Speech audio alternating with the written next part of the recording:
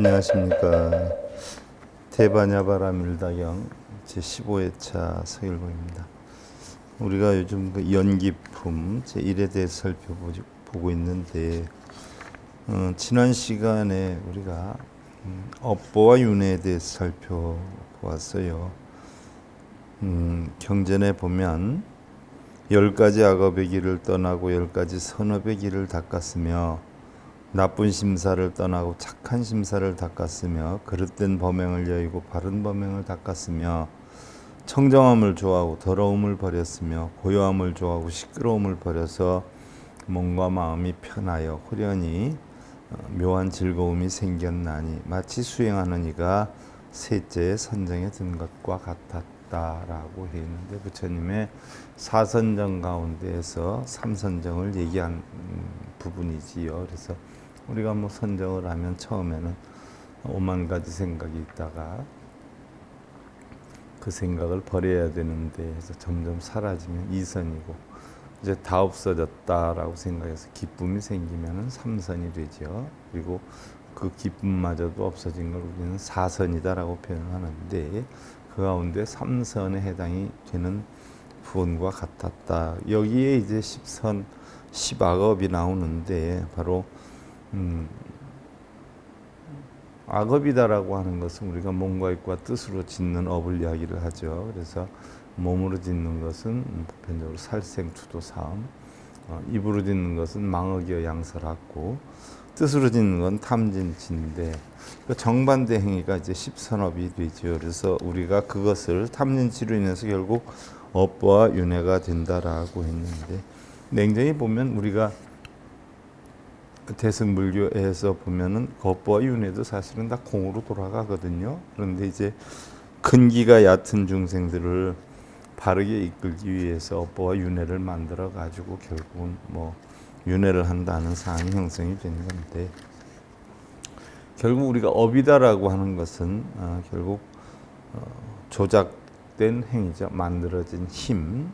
우리가 하는 일체행위는 잠재했다가 다른 조건을 만나면 결과를 낳고요. 다시 그 같은 순환 과정을 반복적으로 이끌어 가는데 뭐 콩 심은 데 콩 나고 팥 심은 데 팥 난다라고 하잖아요. 그래서 선한 원인을 만들면 선과로 악한 원인을 만들면 악과가 떨어진다라고 가르침을 준단 말이죠. 일반적으로 하근기 중생들한테 주는 가르침이죠. 그래서 인과의 과보를 받는 것도 바로 받느냐 나중에 받느냐 한참 후에 받느냐에 따라서 순연업, 순생업, 순후업이다라고 하고요.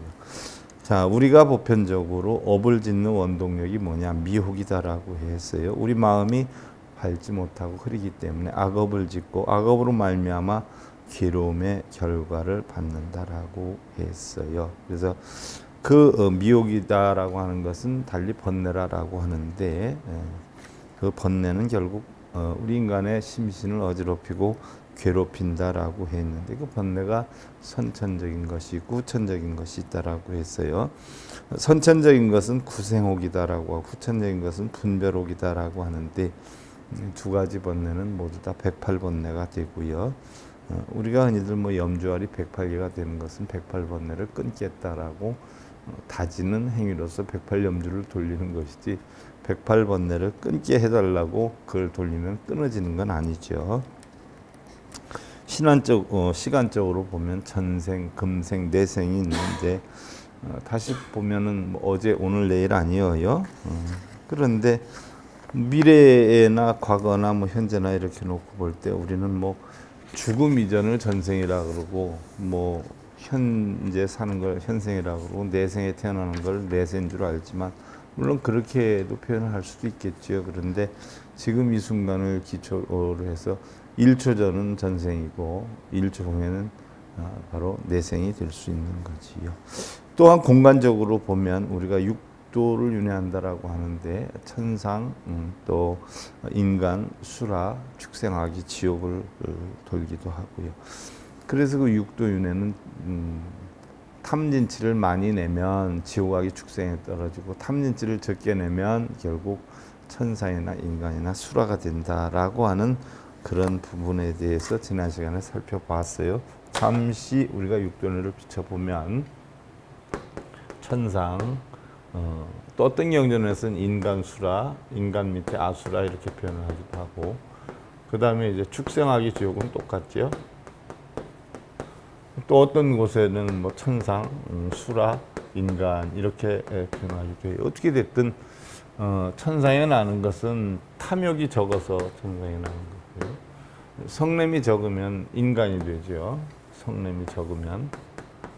또 수라는 뭐예요? 어리석음이 적으면 수라가 돼요. 그런데 결국 탐욕이 많으면 악귀가 되고, 성냄이 많으면 지옥에 떨어지고, 그다음에 어리석음이 많으면 축생이 된다라고 했어요. 그래서 탐진치 때문에 우리는 공간적으로 육도를 윤회한다고 한다. 지난 시간에 여기까지 살펴봤어요.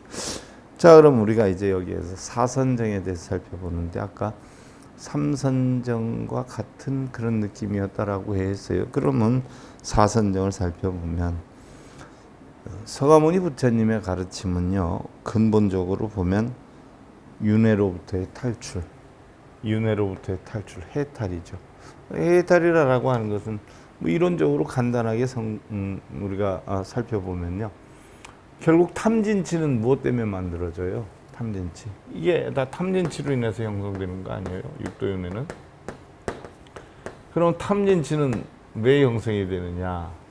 바로 나라고 하는 유정중생이 육근이 육경을 보고 부딪혀서 결국 육식의 작용으로 탐진치를 만들어서 일어나는 거예요. 그러니까 나가 있기 때문에 탐진치가 형성이 된단 말이죠. 나와 내 것이 있기 때문에. 그래서 나와 내 것을 공으로 만들어 버리면 아공, 아소공, 나와 내 것을 공으로 만들어 버리면 우리는 육도윤회를 벗어날 수가 있어요. 결국 부처님의 핵심적인 가르침은요, 이걸 뜻하지요. 윤회로부터의 탈출. 이 윗단계가 되면 이제 성문영각이 되는데, 성문영각을 벗어나서 보살이 돼서 결국 부처를 이루는 과정을 얘기를 한 거죠. 이걸 십법계라 그러죠. 그래서 이 해탈을 얻은 상태를 우리는 열반이라 하고요. 사실 불교에서만 사용되는 용어는 아니죠. 바라문계의 교설과 또 짜이나교 등 당시의 종교계 일반에서 불과 같이 타오르는 번뇌가 소멸된 상태를 가리키는 말로 널리 사용을 해왔어요. 우리 불교에서만 썼던 용어는 아니에요. 그러나 불교에서도 마찬가지로 이제 번뇌, 망집의 작용이 없는 상태를 뜻하게 됐는데, 이런 망집이 억제되면 이를 바탕으로 인해서 일어나는 괴로움도 발생하지 않죠. 망집이다라고 하는 것은 결국 육근이 육경을 보고 부딪혀서 나와 내 것이다라고 하는 것을 있는 것으로 착각해서 그걸 차지하려고 추구하려고 집착하는 것을 망집이다라고 하는 거죠. 그래서 망집이 억제되면 이를 인해서 바탕으로 일어나는 결국 괴로움도 발생하지 않기 때문에 깨달음은 괴로움의 소멸이다라고 보는 거죠. 자, 여기에서의 우리 괴로움의 소멸이라는 것은요, 사실은 육체적인 괴로움의 소멸을 뜻하는 것이 아니고요, 바로 보다 근원적인 고뇌의 극복을 지적하는 것이지요. 쉽게 예를 들면 망집의 억제는 자기의 제어이고요.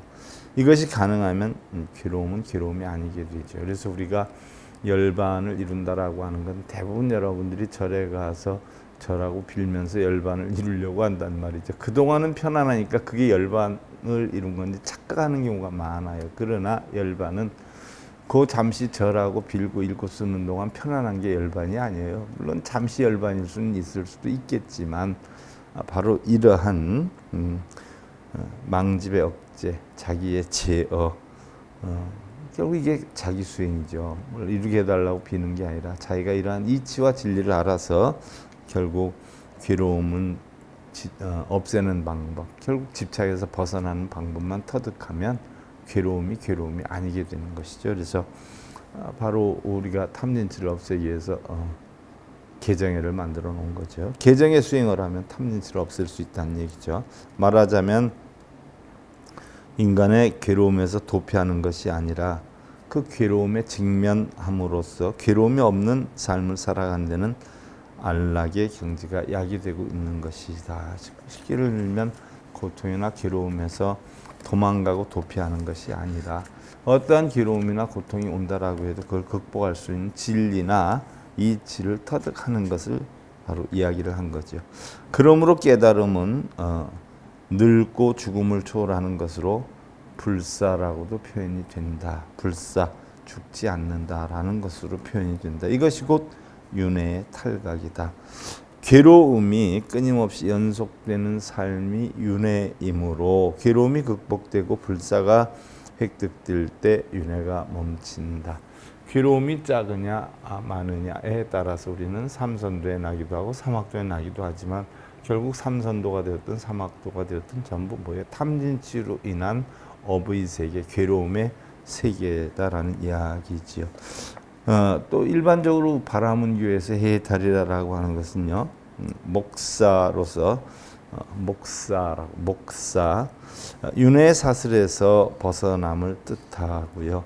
이 말을 애용하지만 불교 해탈은 바로 니르바나로서 고통의 소멸을 의미하는데 바라문교의 해탈과는 비슷하지만 내용이 좀 다르다는 얘기.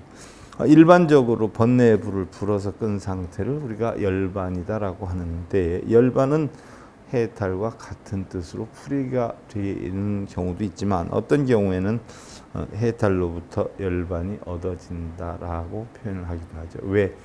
육도윤회에서 벗어나는 것을 우리는 해탈이다라고 한다는 거죠. 해탈. 그러면 결국 열반이라고 하는 것은 해탈에서 비롯이 되는 것이다라고 표현할 수도 있다. 어떤 데에서는 뭐 해탈이 열반이고 열반이 해탈이다라고 볼 수가 있는데 용어는 다르지만 내용은 비슷하다라고 볼 수가 있죠. 자, 열반에 이른 성자를 아라한이다라고 하지요. 우리는 성문사과에서 수다원, 사담, 아남, 아란과 네 개의 단계가 있지 않아요? 그래서 바로 깨달은 자를 아라한이다라고 하는데 원래는 공양을 받을 만한 자격을 갖춘 사람을 뜻했다라고 해요. 공양을 받을 만한 자격을 갖춘 사람. 자, 우리는 부처님의 이름을 달리 응공이다라고 해서 능히 공양을 받을 만한 자격이 있는 사람이다라고 해서 응공이다라고 표현하는데 바로 아라한들이 그럴 만한 자격을 갖출 정도로 깨달음을 얻었기 때문에 바로 아라한이다라고 한다. 이것이 발전해서 결국 성자의 의미를 갖추게 되기도 했다는 얘기.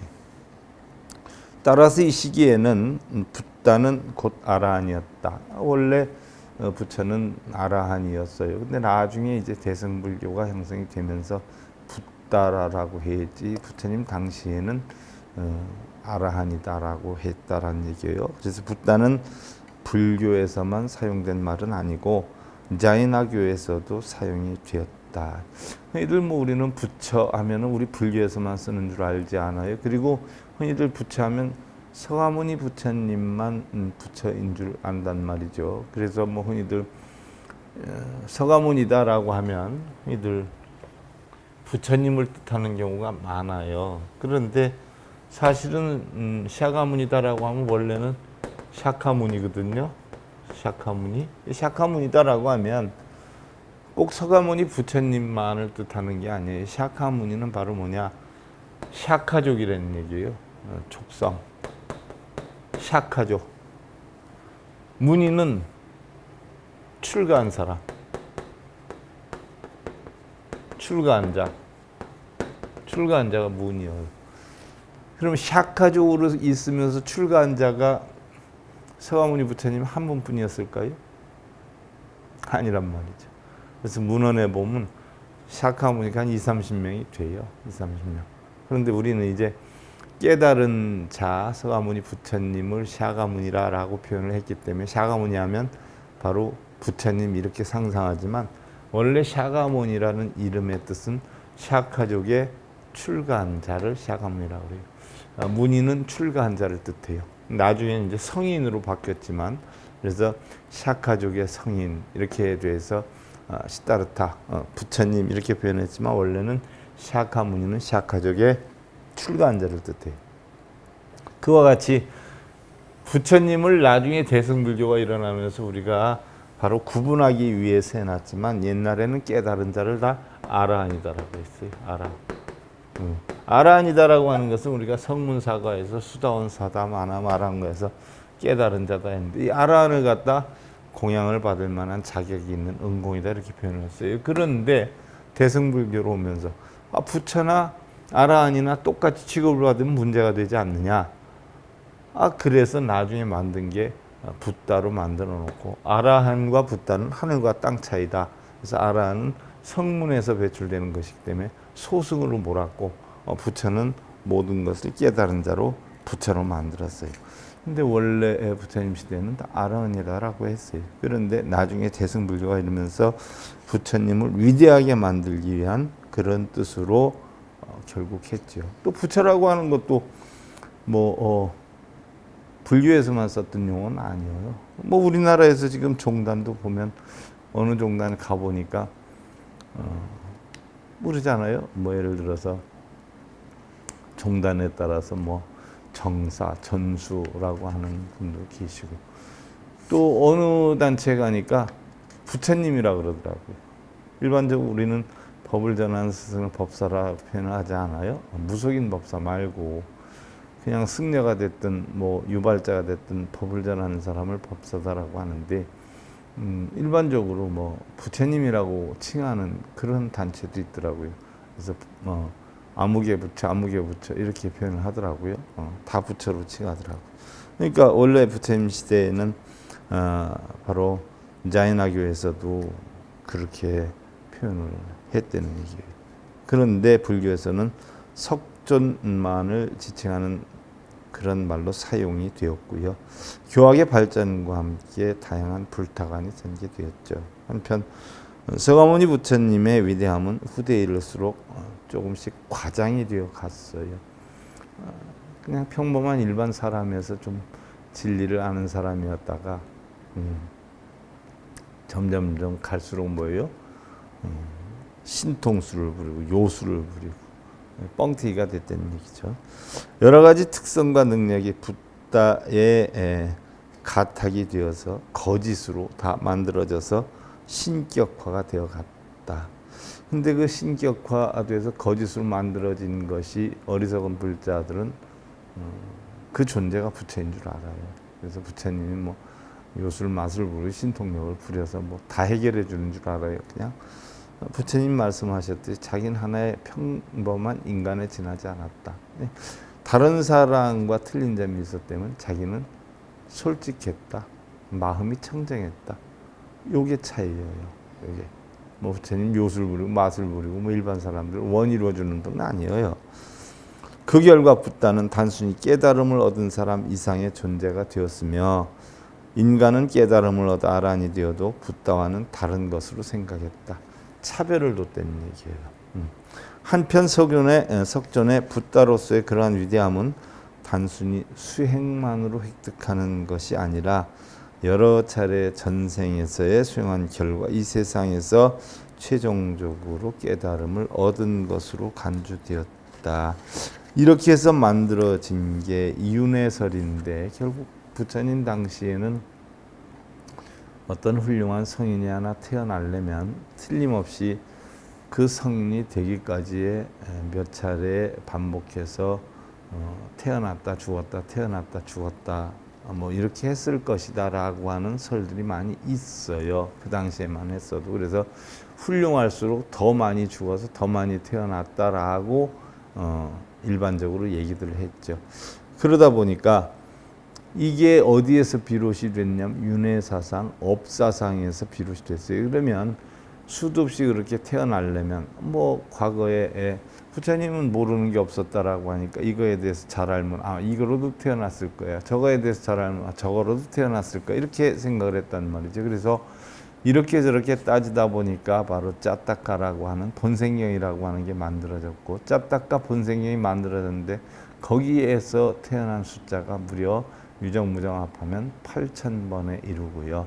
정이 있는 유정으로 태어난 것만 해도 547번이나 태어났다라고 하죠. 그러니까 이것도 역시 본생경이 그 당시의 사람들이 바로 부처님을 과거에 이렇게 많은 삶을 살면서 깨달음을 얻을 만한 원인을 구축하였다라고 추측해서 만들어 놓은 것이 자타카지요. 그래서 부처님은 유정무정합한 8천생, 유정으로만 547번의 생을 살았다라고 하는 이런 것들은 전부 윤회와 업설에 근거한 이야기란 이야기예요.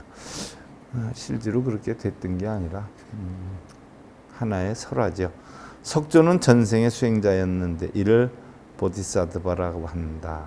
보디사트바라고 하죠. 보리살타라고 한단 말이죠. 보디사트바인데 보디는 깨달음이고 사트바는 중생 아니에요.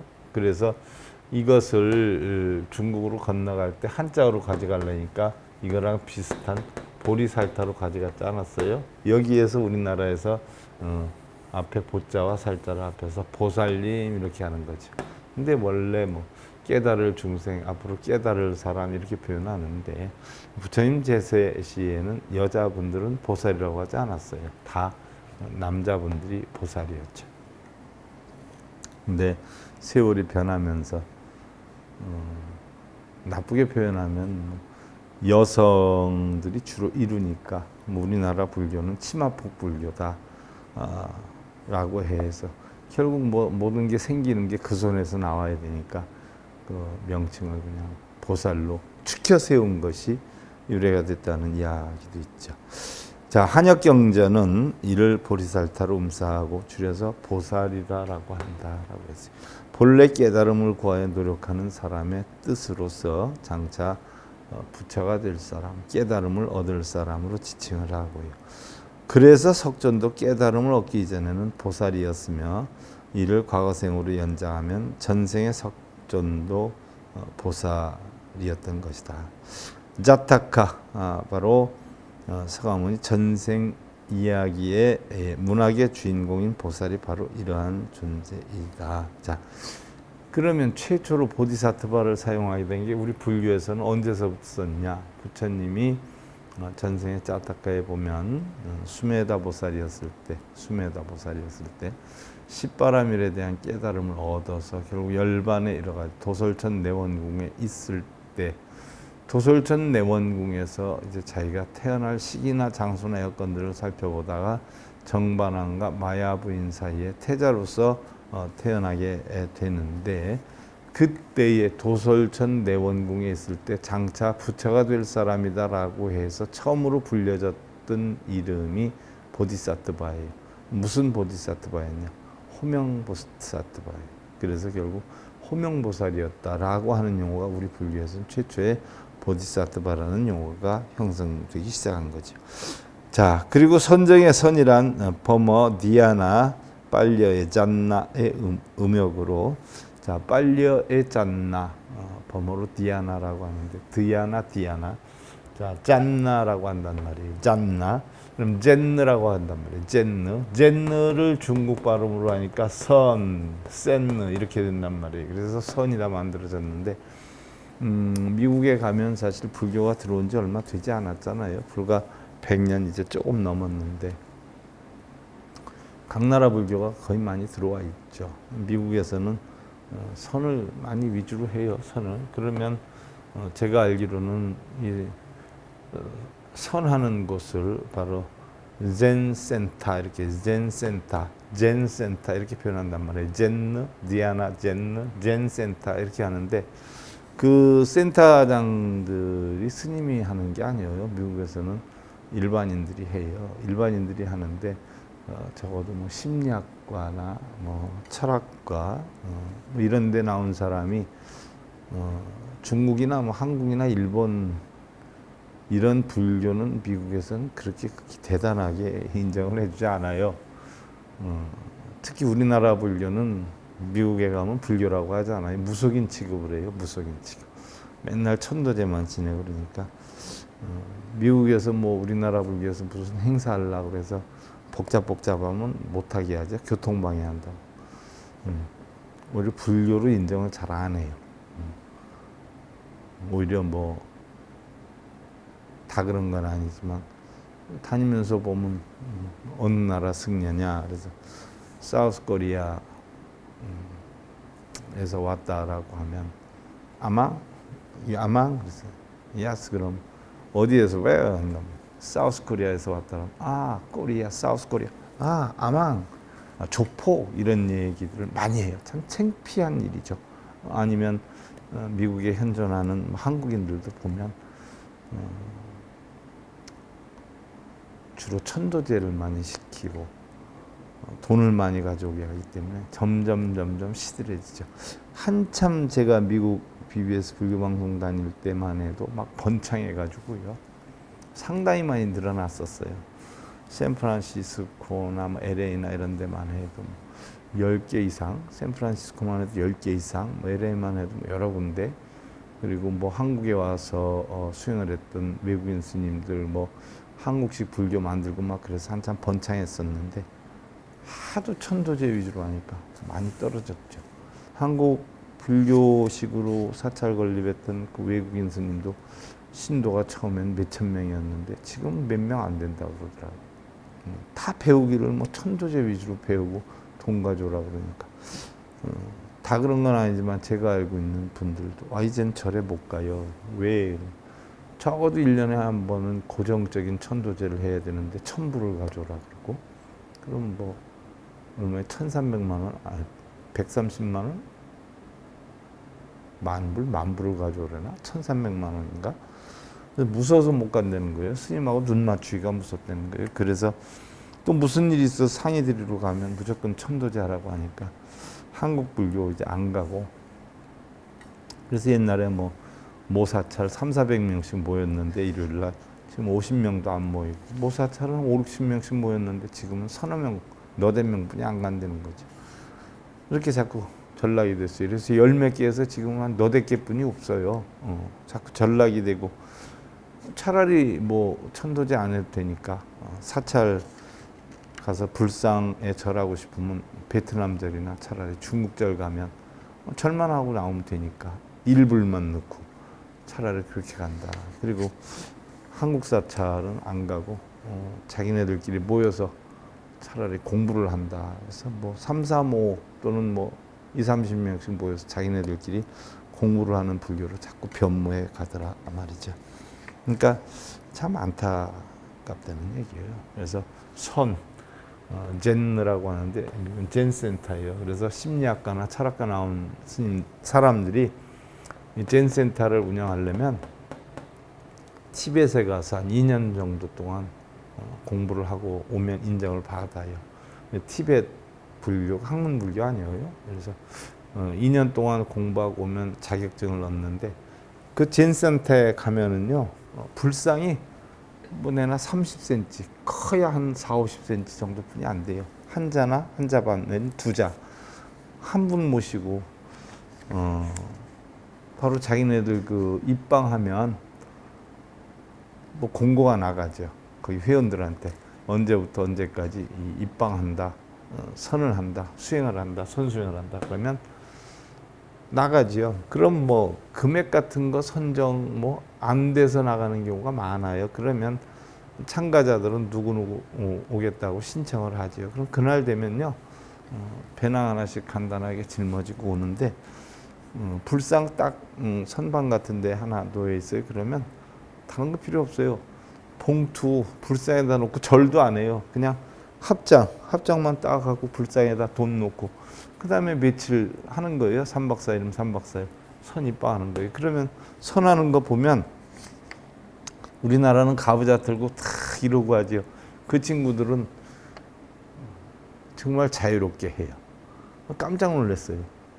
소파에 이렇게 다리 걸치고 앉아서 하고 아니면 누워서 하는 사람도 있고 뭐 그냥 편안하게 앉아서 하는 사람도 있고 가장 자기가 편한 자세에서 바로 명상을 해라는 얘기.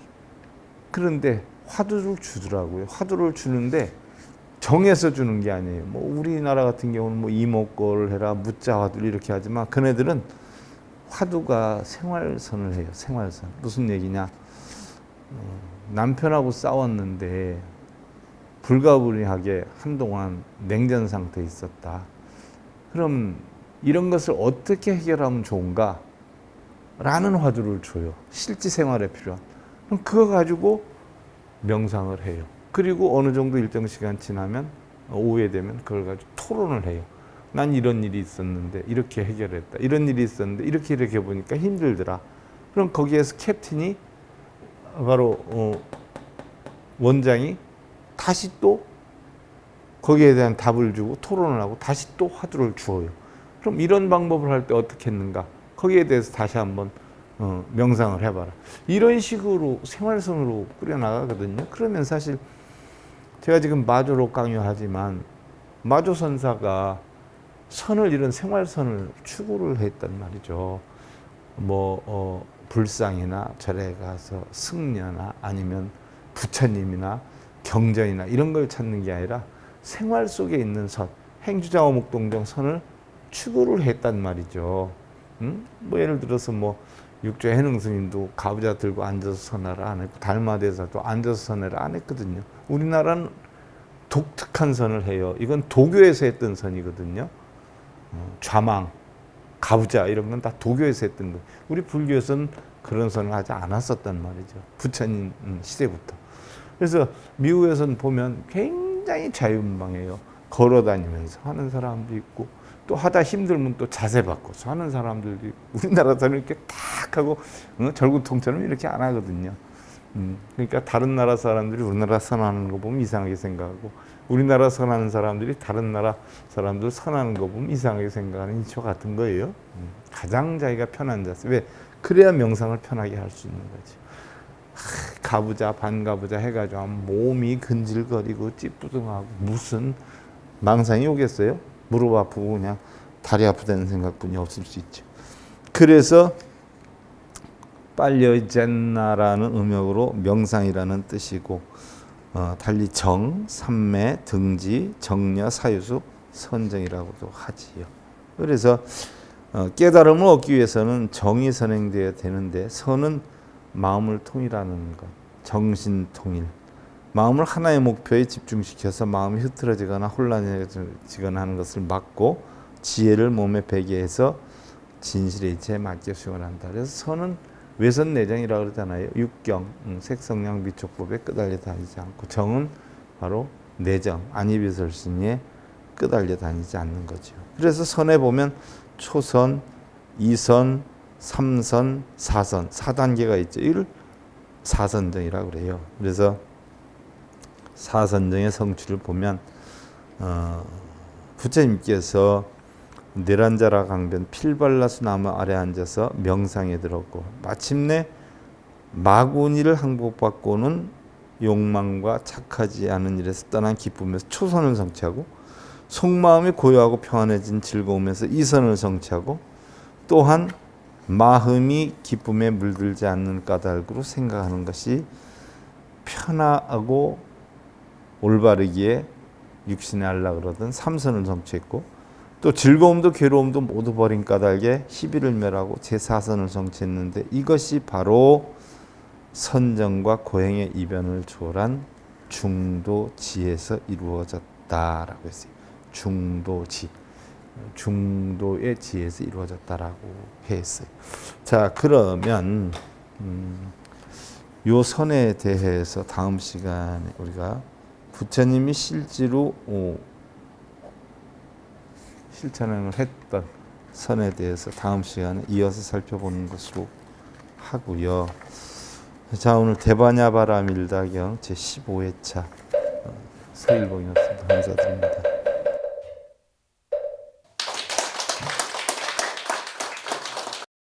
행복으로 가는 징검다리에 서길봉 스님이 여러분들을 초대합니다. SIB 불교교육대학에서는 더 듣다, 생활 속의 천수경, 달마대사 성관법, 현대생활 불교 법요지, 불교학개론, 성찰스님 백일 법문 등을 비롯한 바른 불법, 바른 진리, 서길봉 스님의 SIB 불교교육대학